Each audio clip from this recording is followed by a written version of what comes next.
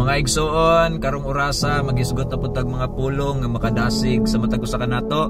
Ang pulong sa Ginoo sa Hebreo 13:5-8 ingon ang pulong sa Ginoo, ayaw kamo pagigugma sa kwarta, pagkontento kamo kung unsa anaa kaninyo, kay ang Dios misulti dili ko kamo biyaan o talikdan.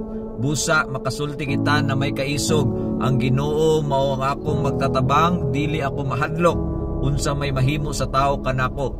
Si Jesucristo mao gyapon kagahapon, karon, hangtod sa kahangturan. Mga igsoon, klaro kayo ang pulong sa Ginoo nagingon, ayaw kamo paghigugma sa kwarta.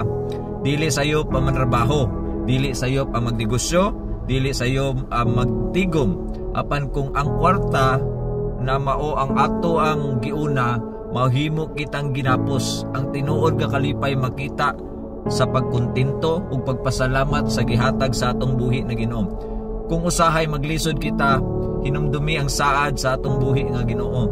Dili ko ikaw biyaan. Bisan unsa kalisod ang atong sitwasyon, kasakit o kabalaka, na ang Dios naguban kanato. Ang kalibutan mausab, ang mga tao mausab, pero si Jesus dili gayud mausab.